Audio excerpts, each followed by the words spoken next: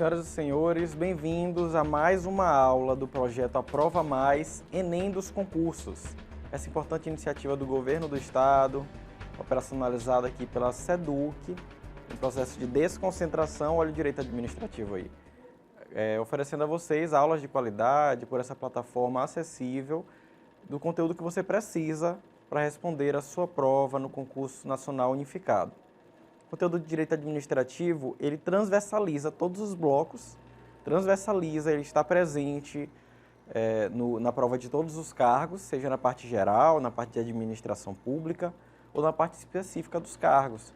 Então é importante que aqui a gente tenha uma concentração e uma dedicação especial. Claro que eu estou puxando também a sardinha para o meu lado, puxando a sardinha para a disciplina especificamente, mas é importante, claro, porque o direito administrativo está não só nos cargos jurídicos, nos cargos e nas provas jurídicas, mas também nas outras áreas. Afinal, vocês estarão na administração pública, vocês precisarão lidar com atos administrativos, com serviços públicos e isso independente da área de formação, independente da área foco seu no seu concurso.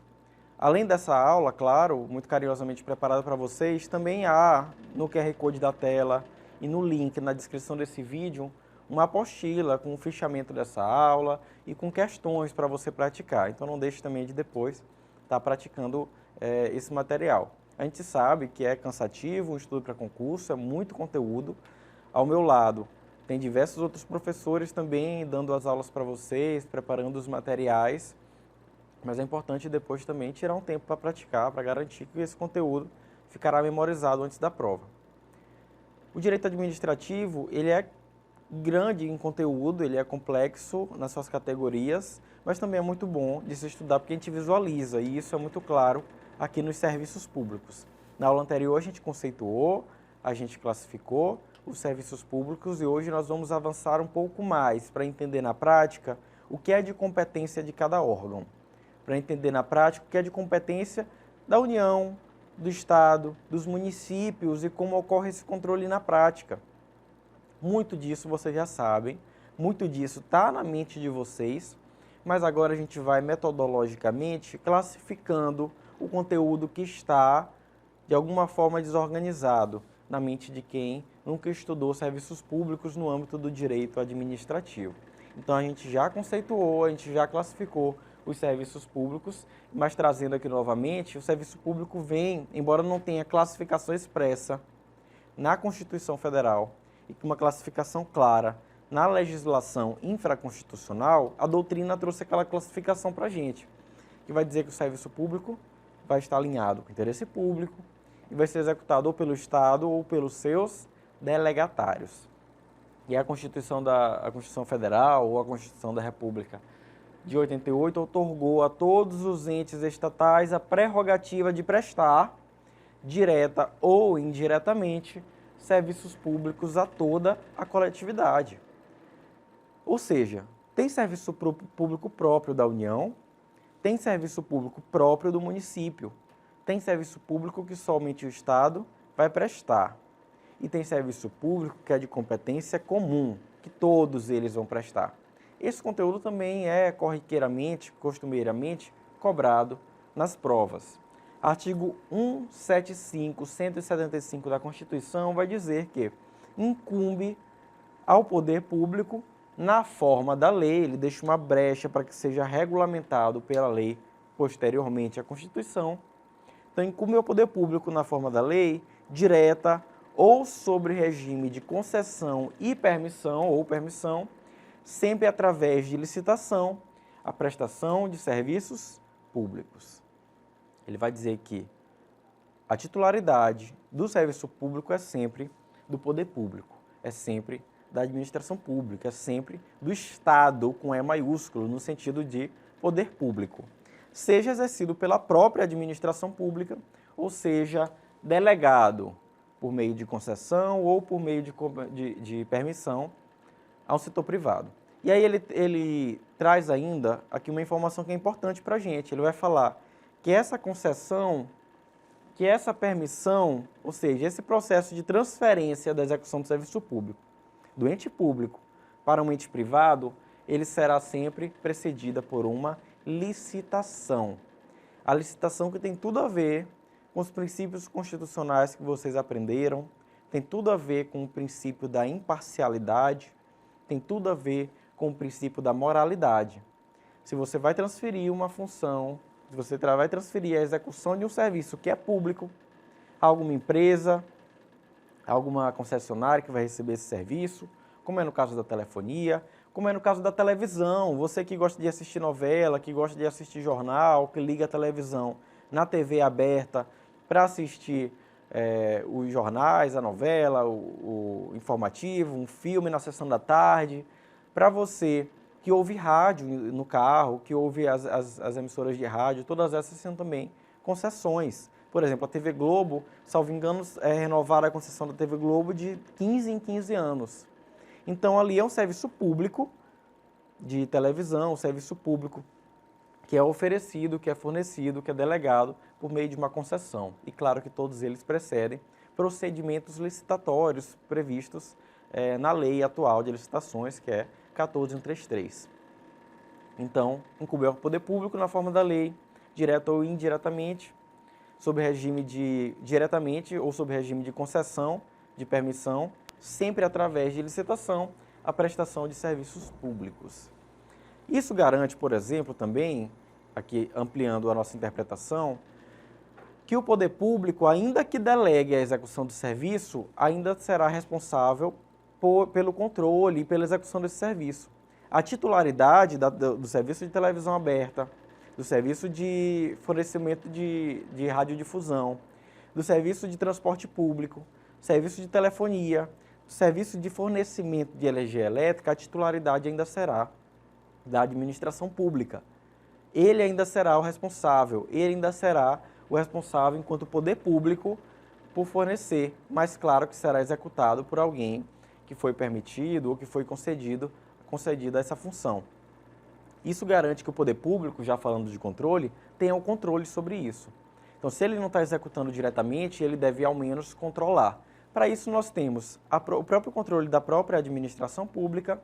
Para isso, nós temos as famosas agências reguladoras, que nós vimos lá nas entidades administrativas, lá nas autarquias, nas entidades da administração pública indireta.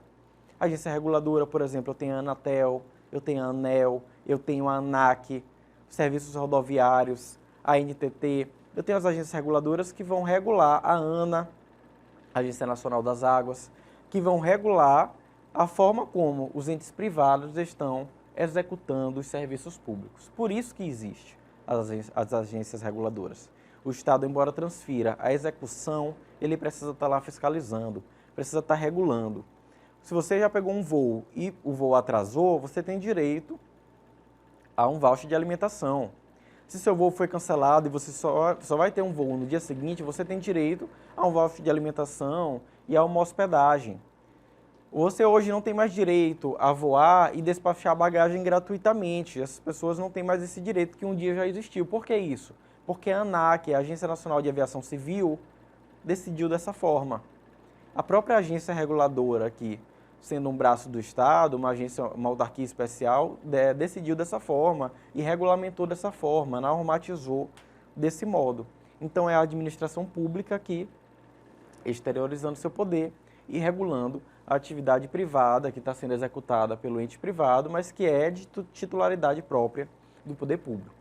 Ou seja, a fim de evitar conflitos federativos, a Constituição estabeleceu em seu texto uma detalhada repartição de competências. Essa repartição de competências que a Constituição faz, ou seja, beleza, eu tenho um Estado social, eu tenho muitos serviços públicos. Como que o Estado vai se organizar com relação a isso? Todo mundo é responsável por educação? Sim, mas tá, como que vai se organizar? Qual parte da educação é prioridade para a União e para o município? Todo mundo vai fazer universidade pública? Todo mundo vai fazer para ensino superior? Não, eu tenho uma divisão. Essa repartição de competências, por exemplo, quem vai cuidar da pauta e da regulamentação da aviação civil? O município pode cuidar? Ela vem, essa regulamentação toda lá da própria Constituição. Vocês aprenderam esse direito constitucional e a gente revisa aqui também novamente no direito administrativo. Eu tenho no artigo 21 as competências da União, e não estão todas aqui. Mas algumas que a gente pode citar: defesa nacional, defesa de fronteiras, defesa contra terrorismo, defesa contra ameaças externas diversas, defesa contra crimes transnacionais, como o tráfico internacional de órgãos, de armas, de pessoas, de drogas. Todos eles envolvem a pauta da segurança nacional, todos eles são de competência da União. A União que vai cuidar disso, a União que vai proteger as fronteiras. Emissão da moeda, nós temos a Casa da Moeda, nós temos Banco Central. Quando se fala de moeda, quando se fala de mercado, de economia desse nível, a nível de moeda, a gente fala também de uma competência que é própria da União, é própria da República. Radiodifusão sonora de sons e imagens. Aqui eu falo das emissoras de rádio, das emissoras de televisão. E aí você me pergunta: professor, é de competência da União, mas a televisão que eu assisto é uma televisão que é de uma empresa privada. Rede Globo, Record, Bandeirantes, SBT, são emissoras privadas. Eu posso considerar ainda assim como de competência da União? Sim, porque a titularidade é da União, o serviço é público de prestação, mas ele está sendo executado pelas empresas privadas, que são as empresas que recebem essa concessão, que recebem essa delegação de execução do próprio serviço público. Da mesma forma, rádio. Não sei se vocês escutam rádio, eu ainda escuto bastante, sobretudo no carro. O rádio que você escuta no carro, que você escuta cozinhando, que você escuta em casa, que às vezes o seu avô escuta, sua avó escuta também. Rádio que ouve uma transmissão de um jogo esportivo, de um jogo de bola, de um jogo de futebol. São emissoras de rádio que recebem a concessão, recebem a delegação do serviço público para prestar esse serviço. Energia elétrica, da mesma forma, competência da União. Navegação aérea, serviço que eu falei há pouco da ANAC, dos aviões, aviação civil. E a navegação aeroespacial, os foguetes que vão para o espaço, para a Lua. Transporte ferroviário, da mesma forma, as nossas vias ferroviárias. Aquaviário e rodoviário interestadual e internacional. As rodovias nacionais, as famosas BRs.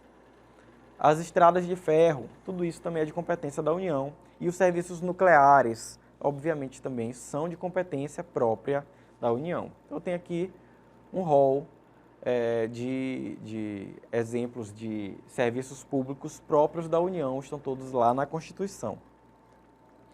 O que é de competência do município? Nós temos serviços que sejam de interesse local, ou seja, aqueles que dizem respeito diretamente à população daquele município. Então, é de competência do município aquilo que é de competência local. A Constituição Federal enumerou alguns desses serviços, tais como os programas de educação infantil e ensino fundamental. Então, quando eu falo de educação, é de competência a todos, mas é prioridade do município educação infantil e educação fundamental. Por isso que a gente olha as escolas municipais oferecendo creches, oferecendo ensino fundamental e sendo essa a prioridade, a pauta da educação municipal. Atendimento à saúde da população em cooperação com o Estado da União. Quando a gente fala de saúde, a gente lembra logo de Sistema Único de Saúde, o nosso querido SUS, que deixa o Brasil numa posição de destaque internacional quando a gente fala de prestação do serviço à saúde de qualidade. A gente viu a importância do SUS durante a pandemia, por exemplo. E essa importância é justamente porque o sistema do SUS ele é federativo e por meio de um federalismo cooperativo. Cooperam na prestação à saúde a União, os estados e os municípios.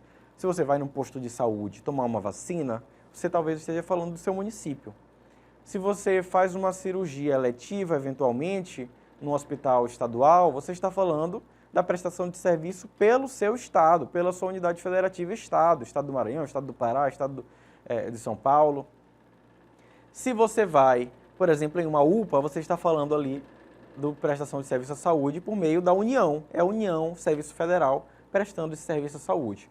No hospital universitário, por exemplo, de uma universidade federal, novamente, serviços da União. Quando eu falo da EBSER, da Empresa Brasileira de Serviços Hospitalares, eu falo do serviço também da União. Então, eu tenho todos eles trabalhando em conjunto, da mesma forma, para prestar saúde, logo, também é uma competência do município. Além do transporte coletivo, que tem caráter essencial, conforme o texto constitucional. Ou seja, o transporte coletivo, o transporte público, o transporte de trem, de metrô, de ônibus público também é gerido pelo próprio município, isso está na Constituição. Outro exemplo não listado na Constituição é a coleta de lixo e o serviço funerário. Coleta de lixo, serviço funerário também são de competência do município. Nós temos, claro, os serviços funerários privados, mas nós temos serviços funerários públicos próprios oferecidos pelo município. Além, claro, da coleta de lixo. Quem vai gerir a coleta de lixo, ainda que por concessões ou permissões, ainda que por delegações, é o próprio município. Isso está na Constituição. Falei da União, falei do município, sobrou o Estado. A responsabilização, a competência dos serviços públicos pelos estados, ela vai ser justamente aquilo que não está na competência exclusiva da União e do município. Ela será o que sobra, ou o que é comum a todos eles. Competência dos estados, artigo 25 da Constituição, serviços que não sejam de competência da União ou dos municípios. Por isso, chamados de competência remanescente ou residual, conforme dispõe a Constituição. Ou seja, aquilo que não é de competência exclusiva, que eu falei há pouco, de aeroespacial, no caso da União, ou no caso da coleta de lixo, que é no caso dos municípios, o que é residual, que não está na competência exclusiva, vai sobrar para os estados. E a Constituição fala, são reservadas aos estados as competências que não lhes sejam vedadas pela Constituição.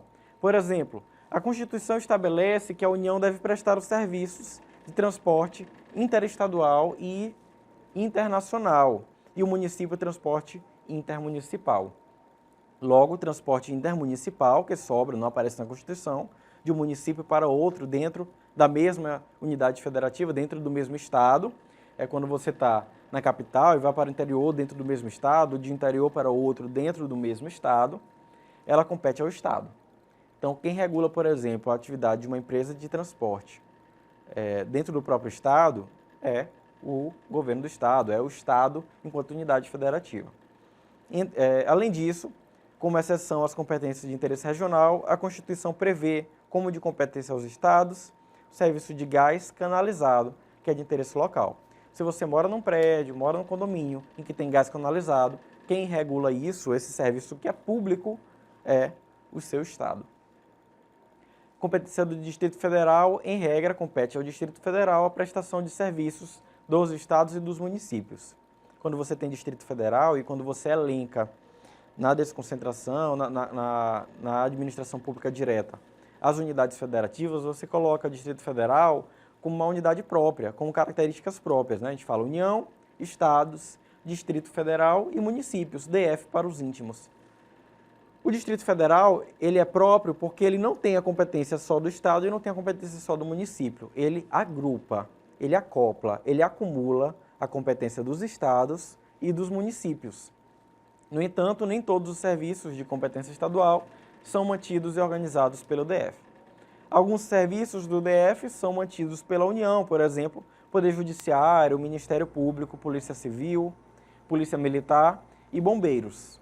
A gente viu, por exemplo, ano passado, num caso em que se precisou da Polícia do Distrito Federal, houve uma situação ali de caos público, de manifestações que se excederam e cometeram alguns crimes, a importância da Polícia do Distrito Federal. Essa polícia é mantida pela União. Nesse caso aqui, Polícia Militar, Polícia Civil, né? São algumas mantidas pela União no Distrito Federal. Além disso, estabelece que cabe à União prestar assistência financeira ao Distrito Federal para a execução de seus serviços, por meio de um fundo próprio. Então, a União tem um fundo próprio para auxiliar os serviços da Justiça Federal, do Distrito Federal, perdão. E temos ainda as competências comuns entre União, Estados, Distrito Federal e municípios, que são aquelas exercidas paralelamente. E aqui tem um exemplo que eu dei da saúde, mas também temos a cultura. Todos eles são responsáveis pela cultura, todos são responsáveis pela educação, todas são responsáveis pela proteção ambiental, proteção ao meio ambiente. E aí nós temos essa ideia de gestão associada dos serviços. né? Quando a gente fala de competência comum, de competência compartilhada, será, claro, coordenado geralmente pela União, mas todos eles serão competentes. É o caso do Sistema Único de Saúde, é o caso da educação. E nós temos aqui uma questão para fixar: a associação representativa de moradores de determinado bairro de um município pretende instalar um serviço de radiodifusão comunitária. Tratando-se de serviço público, mas que pode ser explorado por particular, a associação depende da autorização do poder público, cuja competência olha só, exatamente o que a gente discutiu, está na Constituição. Qual é a competência para autorizar um serviço de radiodifusão? Exclusiva da União? É exclusiva do Estado? É exclusiva do município? A resposta a gente viu que ela é exclusiva da União. Não só de radiodifusão, mas também de televisão. É de competência própria da União. Quem pode autorizar, quem pode delegar esse serviço, a execução desse serviço, é somente a própria União. Segunda questão: considerando o que diz a Constituição Federal, assinale aquela que não constitui um serviço público, cuja prestação incumbe direta e diretamente ao poder público. Letra A, a pesquisa e lavra das jazidas de petróleo e gás natural. Isso também está lá na Constituição. Os serviços de transporte rodoviário interestadual e internacional. Os serviços de radiodifusão sonora e serviços de som e imagem. Navegação aérea, aeroespacial, infraestrutura aeroportuária e assistência social. A pesquisa está, a resposta correta está na alternativa A, pesquisa e lavra das jazidas de petróleo e gás natural. Portanto, ela não constitui um serviço público, ela não é necessariamente direta ou indiretamente exercida pelo poder público. Assim a gente fecha mais esse bloco de estudos sobre a regulamentação e o controle dos serviços públicos. Como a gente viu, a regulamentação ela está prevista na Constituição Federal, com a repartição dessas competências, e o controle sempre será exercido pelo Estado, já que ele exerce direta ou indiretamente, ele é o titular, direto ou indiretamente, desses serviços que são públicos. Eventualmente, o controle também poderá ser exercido pelo Poder Judiciário, como vocês viram lá no princípio da sindicabilidade, ou como nós veremos ainda adiante, no controle do Poder Judiciário aos atos administrativos. Fechando esse bloco, a gente ainda tem mais uma aula sobre serviços públicos para encerrar esse conteúdo que é muito importante para o direito administrativo. Não esqueça, claro, de baixar a apostila, de praticar esse conteúdo. A gente se encontra nas próximas aulas. Desejo um bom estudo a todos e um abraço.